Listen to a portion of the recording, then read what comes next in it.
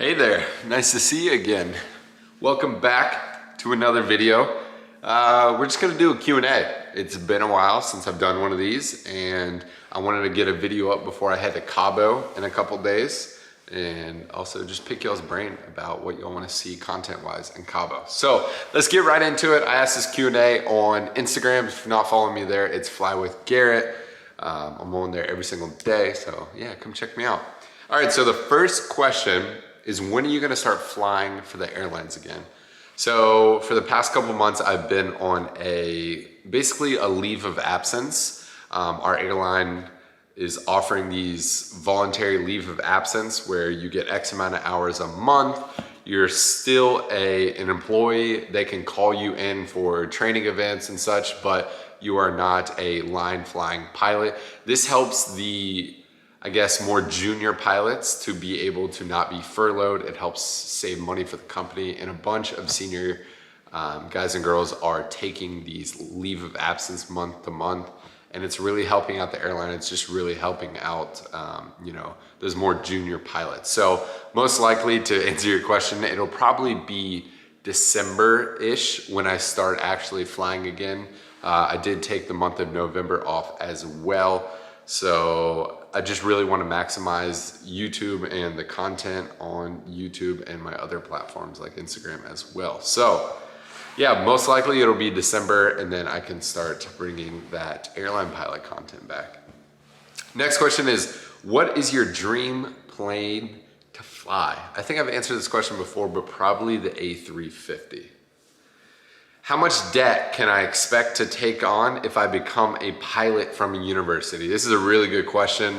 It honestly just depends on what university you decide to go to. So like a university like Embry Riddle, which is heavily focused on aviation, that's definitely going to be probably at the higher end of the spectrum. You could, if you went in with 0 flight hours and wanted to get a bachelor's degree while you're at Embry Riddle, you could spend upwards to $200,000, which is crazy. But my advice, if you're going to go that route, is do something like what I did. I got my private pilot's license outside of Embry Riddle and then transferred into Embry Riddle. So it'll definitely save you a whole lot of money. Just for instance, private pilot wise, you could spend $40,000 at Embry Riddle to get your private pilot's license, or you can spend $10,000 to $14,000 getting your private pilot's license outside of Riddle. So, and of course on the lower end of that, you could spend maybe $60,000 to $80,000 getting all your ratings and a degree elsewhere. What has been the hardest thing during quarantine for you? All right, Jason, this is a tough question because I feel like quarantine has affected me in so many different ways. I personally am super fortunate. I've got a girlfriend, I've got a puppy now, so it's not like I'm home alone most of the time. But me personally, I think taking traveling out of my life has affected me drastically. I was so used to doing these spontaneous fly to Europe for 24 hours or go to the Bahamas for 24 hours, those crazy spontaneous trips that really just fueled me, who I am as a person. And obviously with all the borders being shut down, I hadn't been able to do that. So me going to Cabo here in 2 days is really gonna hopefully revamp some energy inside of me and respark, that flame to really produce the best content and also really enjoy traveling again. So I think being able to travel, and then maybe the second thing is motivation to work out. Gyms being closed here in North Carolina, it's been very difficult to find that motivation to, just keep pushing yourself every single day. When you go to a gym, you surround yourself with other people that are also motivated, and you see people working out hard, and it just motivates you and pushes you even more. When did you move into a house, and did you sell your other place? So yes, for anyone that watched my daily vlogs the last couple weeks, I did move. I am in a new house. I will make a whole nother video or 2 or 3 about that, but I'm keeping my previous townhome. I'm renting it out. I believe that townhome is a great investment and it'll pay off in the long term.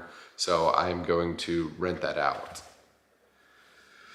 Garrett, when will Flight Apparel have hoodies again? So actually samples are being sent my way right now. They will be delivered while I'm in Cabo. I need to check the samples out, and then bulk production will begin, and that takes about 20 to 30 days. So sometime next month, we will have hoodies and also joggers. So if you guys want to snag something on Flight Apparel, it'll be the first link in the description. Everything is a one-time drop, so once it's sold out, it's gone for good. It's never coming back. Yeah, the last drop, the shorts and stuff, it was my favorite drop, hands down. So yeah, first link in the description if you guys want to check out Flight Apparel. What have you done on social media to get the audience you have now? So when I was a new hire 3.5-ish years ago, almost 4 years, wow.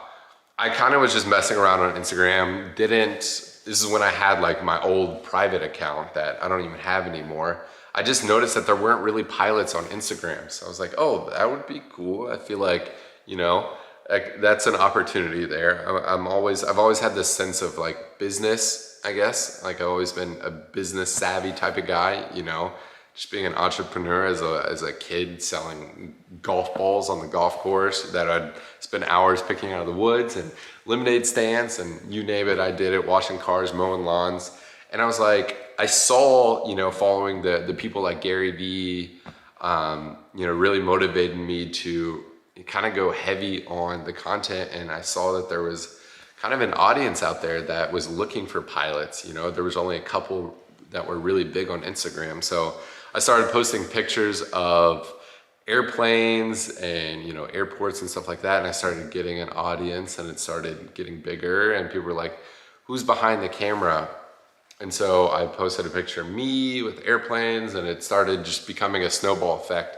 And I really posted every single day for 1.5 to 2 years. And that's really where being consistent and stuff paid off.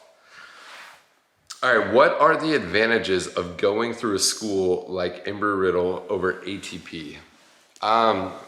So I personally never got to experience ATP. I talk about it a lot because I do know people that had gone to ATP, and obviously seniority number it's everything in this industry. So the quicker you can get a seniority number, the better off you'll be, no matter what. As you see right now in this industry, look at the tens of thousands of pilots that got furloughed all around the world. Those people, there's a cutoff line, maybe Rebecca was above the cutoff line and Jason was below it. So, and they were one new hire class away from each other. They were 2 weeks away from each other. So, if you got your ratings 2 weeks quicker, and you got through school 2 weeks quicker, and you got your hours 2 weeks quicker, you wouldn't have got furloughed. So that sounds terrible, but that's a harsh example. And that's not saying that the people that got furloughed, like they did anything wrong at all. No, not at all. But I'm just saying that just shows like it's a harsh cutoff. It really is. So getting your seniority number and getting to the airlines as quick as possible, or wherever you're destined to be in the aviation industry, that's where a place like ATP could really pay off, because you're in and out as quick as anywhere else in the world to get your ratings, and but you don't have a college degree along with that. So, those people that did get furloughed, do they have a degree? Do they have a backup plan? That's something you always have to have in the back of your head. But I believe a place like Embry Riddle, you will learn a lot more because you go in depth in these ground schools, in these classes. Your degree, like my bachelor's degree in aeronautical science, is based all around aviation. Even my physics class, we brought aviation problems into play. You name it, there was always something correlated with aviation. And that's where I really believe even safety. I truly believe going to a 4-year university that really focuses on aviation, you're definitely gonna come out with more safety knowledge, because I took multiple safety classes. You learn about accidents, what could these pilots have done differently? And I believe that that's where they really differentiate between the ATPs and the UNDs and Riddles and Auburns and stuff like that. If you could relive a moment in your career, which would it be and why?